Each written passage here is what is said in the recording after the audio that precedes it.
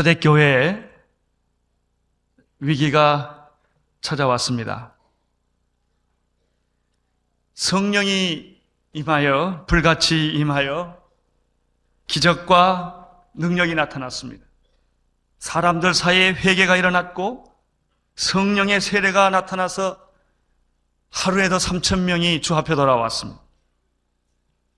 성도들 사이에 친교가 생겼습니다.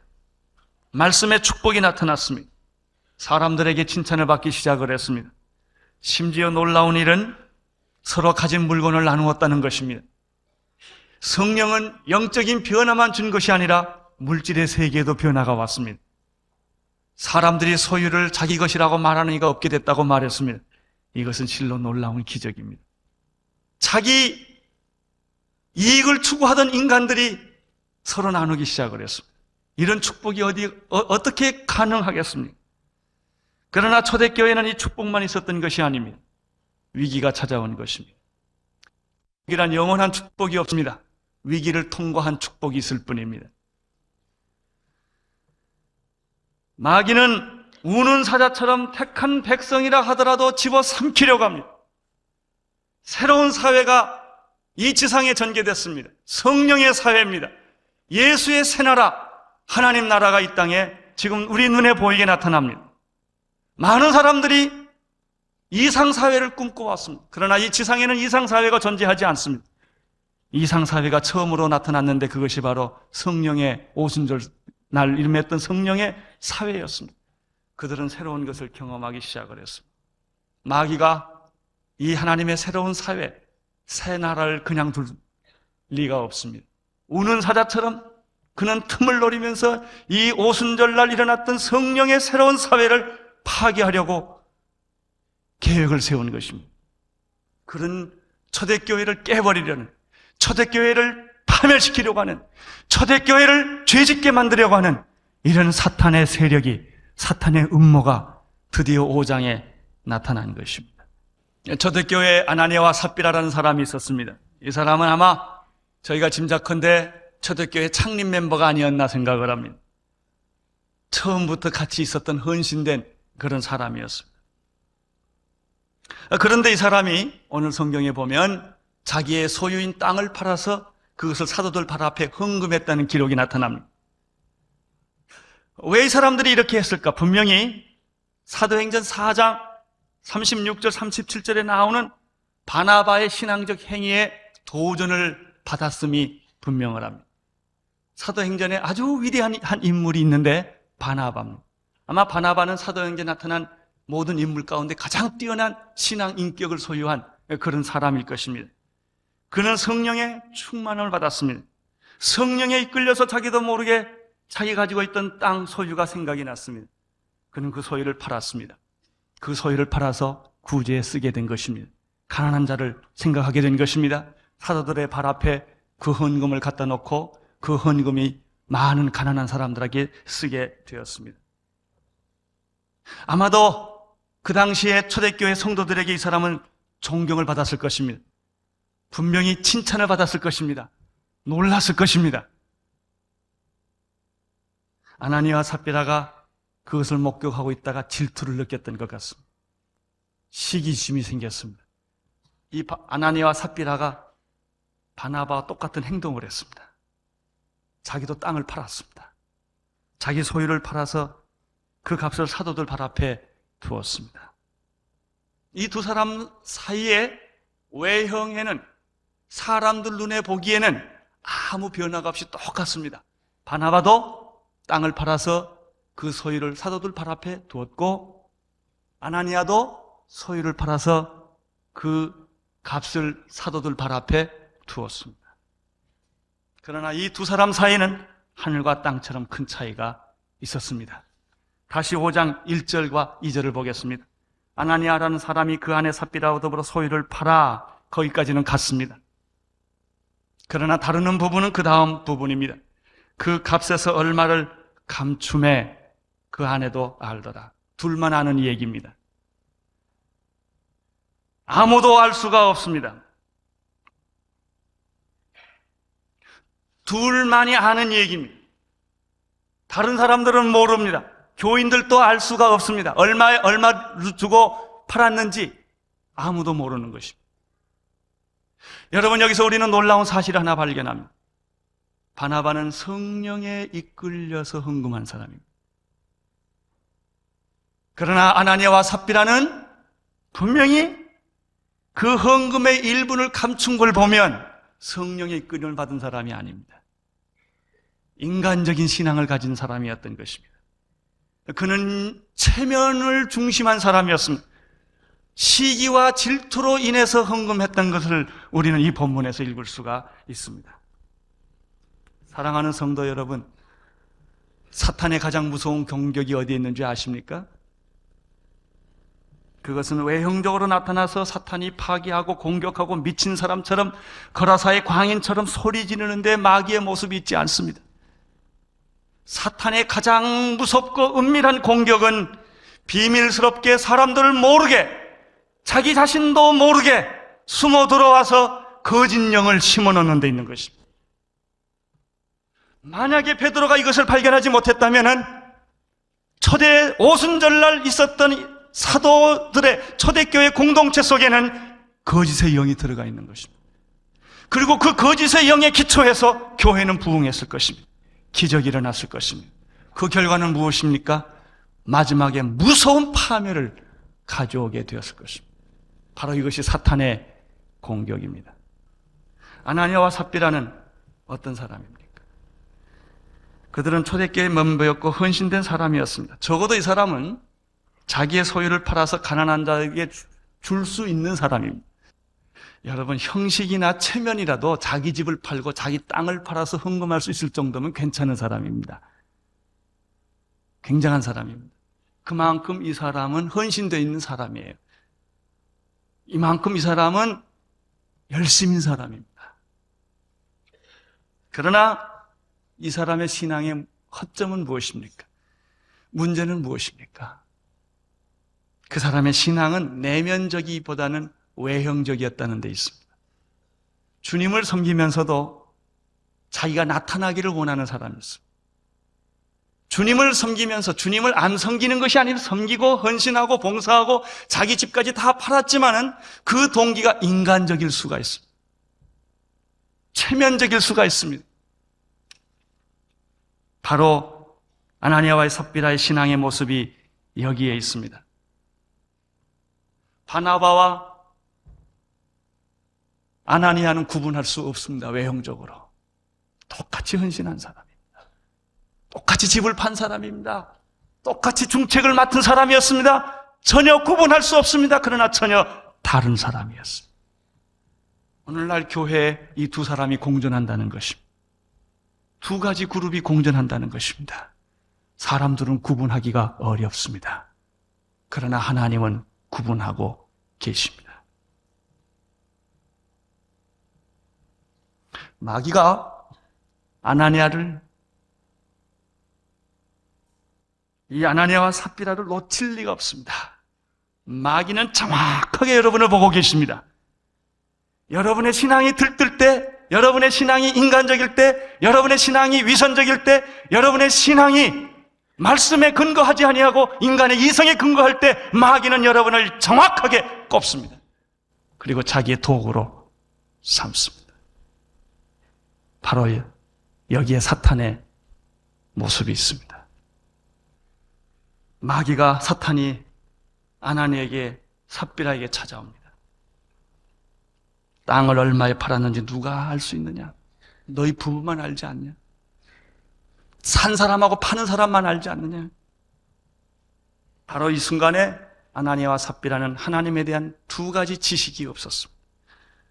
첫째는 하나님은 사람의 외모를 취하지 아니하시고 중심을 보신다는 사실을 망각하고 있었습니다. 하나님의 관심은 헌금의 양에 있지 않습니다. 하나님은 당신이 얼마나 많은 헌금을 냈느냐, 여기에 관심이 있는 것이 아닙니다. 하나님은 과부의 엽전 두 입을 축복해 주신 분이 하나님이십니다. 하나님의 관심은 헌금의 태도에 있습니다. 하나님은 외형을 보시는 분이 아니라 중심을 보시는 분이십니다. 두 번째, 그들은 하나님이 속는 분인 줄 알았습니다. 자기가 속이면 하나님이 속을 줄 알았습니다. 시편 139편 1절 이하에 보면은 시편 기자가 하나님의 속성에 대해서 이렇게 말씀하셨습니다. 여호와여, 주께서 나를 감찰하시고 나를 아셨나이다. 주께서 나의 앉고 일어섬을 아시며 멀리서도 나의 생각을 통촉하시오며 나의 길과 눕는 것을 감찰하시며 나의 모든 행위를 익히 하시오니 여호와여, 내 혀의 말을 하나도 알지 못하시는 것이 없으시나이다. 내가 바다 끝까지 갈지라도 하나님은 거기 계시고 내가 하늘 끝까지 가더라도 하나님은 거기 계시는 분이십니다. 그렇습니다. 하나님은 여러분의 생각의 뿌리를 아시는 분이십니다. 여러분이 이불 속에서 여러분이 의논하고 이야기했다 할지라도 그것을 나팔 소리처럼 듣는 분이십니다. 그분이 하나님이십니다. 하나님은 결코 속지 않습니다. 하나님은 모든 것을 다 아십니다. 우리의 생각의 근원까지도 아시는 분이 하나님이십니다. 그들은 땅의 헌금의 일부를 속이는 것을 하나님이 속을 줄 알았습니다. 모르실 줄 알았습니다. 그러나 하나님은 속지 아니하십니다. 성령님은 거짓의 영에 속지 아니하십니다. 성령 충만한 사람에게는 거짓이 안 통합니다. 베드로가 성령 충만했습니다. 만약 베드로가 성령 충만하지 않았다면 그것을 파악하지 못했을 것입니다. 성령 충만한 교회에는 거짓이 통하지 않습니다. 성령 충만한 교회에서는 거짓의 사람이 리더십을 가질 수가 없습니다. 성령 충만한 사람 앞에는 거짓의 사람들이, 사탄의 사람들이 존재하기가 어렵습니다. 베드로는 아나니아와 삽비라 속에 있는 거짓 영을 보았습니다. 그 순간에 베드로가 어찌하여 사탄이 내 마음에 가득하냐? 그렇습니다. 이 사람이 지금 판값의 일부를 숨긴 것, 빼낸 것은 그들의 인간적인 것이 아닙니다. 그 뒤에 사탄이 그를 지배하고 사탄이 그 안에 역사하여 이를 그렇게 하게 한 것입니다. 사탄이 여러분에게 속삭이고 유혹할 때 NO! 하나님의 말씀과 예배된다고 거절할 수 있어요. 그 유혹을 그 순간에 거절할 수 있어야 합니다. 이게 성령의 사람입니다. 그러나 사탄의 사람들은, 마귀의 사람들은 마귀가 속삭일 때 내 생각이 내 생각이다. 어쩌면 그렇게 내 생각하고 똑같으냐? 이렇게 생각을 합니다. 그렇게 생각하는 사람들이 이런 사람들입니다. 사탄은 성령을 속이려고 합니다. 사탄은 하나님을 속이려고 합니다. 그러나 베드로를 속일 수가 없었습니다. 땅이 그대로 있을 때는 내 땅이 아니며 누가 언제 땅 팔라고 그랬습니까? 누가 언제 집 팔라고 그랬습니까? 하나님이 언제 그렇게 헌금하라고 그랬습니까? 땅을 안 팔면 어떻습니까? 하나님이 땅 안 판다고 야단하십니까? 그런 하나님 아니십니다. 우리 하나님이 돈에 관심 있는 분이 아니세요. 여러분의 태도에 관심 있는 분입니다. 문제는 이 땅을 팔았는데 교회에 헌금하는 것처럼 하면서 삥땅하는 것을, 빼내는 것을 하나님이 싫어하시는 거예요. 처음부터 안 내놓으면 됐지 않았냐 말이죠. 왜 내놓는 척하면서 모든 사람에겐 다 헌금이 돼 있는 것처럼 하면서 실제로는 안 그렇게 했느냐. 여기에 하나님의 분노가 있습니다. 여러분, 마귀의 교활한 속임수가 어디에 있는지 아시겠습니까? 우리를 파괴시키고 우리의 신앙을 좀먹는 사탄의 유혹이 어디에 있는지 아시겠습니까? 하나님은 초대교회의 이 더러운 거짓말의 영이 몰래 찾아오는 것을 방치할 수가 없었습니다. 아나니아는 성령의 음성을 베드로를 통하여 듣는 순간에 혼이 떠나버리고 말았습니다. 저는 이 사건을 읽을 때마다 늘 두려움에 떠옵니다. 하나님이 너무하시지 않는가? 그러나 제 인간적인 이런 생각보다는 기록된 하나님의 말씀을 저는 더 의지합니다. 그렇습니다. 하나님은 어떤 죄인도 용서하시지만은 하나님 앞에는 어떤 죄도 용납되지 않습니다. 구약에서는 하나님이 너무나 거룩하십니다. 그래서 그 이름을 함부로 부를 수 없었습니다. 구약에서는 하나님의 어깨에 손을 만지면 그대로 즉사를 했습니다. 그만큼 하나님은 거룩하신 분이십니다. 그렇습니다. 이분이 하나님이십니다. 하나님은 우리를 용서하시고 우리를 구원하시고 우리를 사랑하시고 끝없는 긍휼과 자비를 베푸시는 분이시지만, 그러나 하나님은 거룩하시고 하나님은 엄청난 분이십니다. 오늘 대부분의 현대 크리스찬들의 문제가 여기에 있습니다. 그리고 오늘 많은 현대인들의 문제가 무엇입니까? 하나님을 너무나 쉽게 생각하고 너무나 안일하게 생각하고 하나님에 대해서 너무나 경솔하고 경박한 태도를 취하는 것입니다. 하나님은 다 용서해 주시니까, 하나님은 다 구원해 주시니까, 하나님은 다 사랑해 주시니까 이 정도는 괜찮겠지.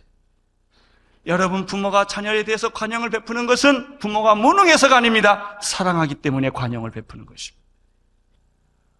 오늘 많은 성령 받은 사람들의 문제가 경박한 신앙생활, 능력과 기적과 축복을 노래하면서도 하나님을 경외하는 거룩함이 없습니다.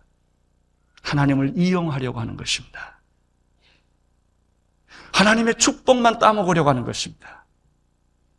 여러분, 하나님이 좋으십니까? 하나님이 주시는 것이 좋습니까? 많은 사람들은 하나님보다는 하나님이 주시는 것을 더 좋아합니다. 하나님을 두려워할 수 있게 되기를 바랍니다. 그분은 우리가 두려워해야 할 뿐인 것입니다. 거짓의 영은 남편에게만 있었던 것이 아닙니다. 이 부부는 아주 마음이 하나였습니다. 나쁜 쪽으로 하나였습니다. 그래서 이 부부가 다 그 자리에서 즉사하고 말았습니다. 이런 내용이 사도행전에 있다는 것입니다. 사도행전에는 호련히 하늘로부터 급하고 강한 바람 소리만 있는 것이 아닙니다. 불의 혀같이 갈라지는 것이 사람 위에 보이는 것만 있는 게 아닙니다. 안진뱅이가 일어나는 것만 있는 것이 아니라 하나님을 속이려고 하고 하나님을 경박하게 믿으려고 하고 하나님의 성령을 속이려고 하는 사람에게 이렇게 그 자리에서 즉사하는 일도 있다는 것을 사도행전은 우리에게 같이 보여주는 것입니다. 이분이 하나님이십니다. 11절을 읽으시기를 바랍니다. 아나니아와 삽비라 사건을 사도행전에 기록한 목적은 바로 우리에게 이 사실을 가르쳐주기 위함입니다. 하나님을 우리는 두려워해야 합니다. 사랑하는 것만큼 두려워해야 합니다. 하나님을 높여야 합니다. 진정한 성령의 역사가 이 땅에 일어나야 합니다. 이것을 위해서 오늘 아나니아와 삽비라 사건을 우리가 이 말씀을 읽고 감당하기 어려운 말입니다만은 이 사건을 우리에게 보여준 하나님의 의도가 여기에 있습니다. 오늘 이 교회는 사도행전과 같은 교회가 되기를 원하는 교회입니다. 오늘 이렇게 나오는 성도님들은 바나바와 베드로와 바울과 스데반과 같은 그런 영적인 하나님의 사람이 되기를 사모하는 사람들이 모인 곳입니다.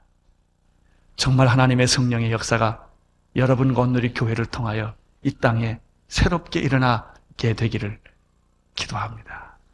기도하겠습니다. 하나님 아버지, 아나니아와 삽비라의 사건을 우리에게 보여주신 것을 인하여 감사를 드립니다. 주님, 우리 안에 거짓의 영이 있나를 살펴보게 하여 주옵소서. 우리 안에 하나님을 속이려고 하고 우리가 하나님보다는 사람을 더 중히 여기는 부분이 없나를 살펴보게 하여 주시옵소서. 우리의 신앙이 쇼가 아닌지 보게 하여 주시옵소서. 하나님 앞에 서게 하여 주옵소서. 말씀 앞에 서게 하여 주시옵소서. 오 성령님이여, 이 시간에 우리 안에 있는 거짓의 영을 예수 이름으로 다 추방하게 하여 주시옵시고 진실한 영으로 우리를 새롭게 하여 주옵소서. 우리나라에는 거짓말이 너무나 많습니다. 주여, 이 민족의 거짓말을 다 몰아내 주시옵소서. 이 민족으로 하여금 정직한 민족이 되게 하여 주시옵소서. 예수님 이름으로 기도드리옵나이다.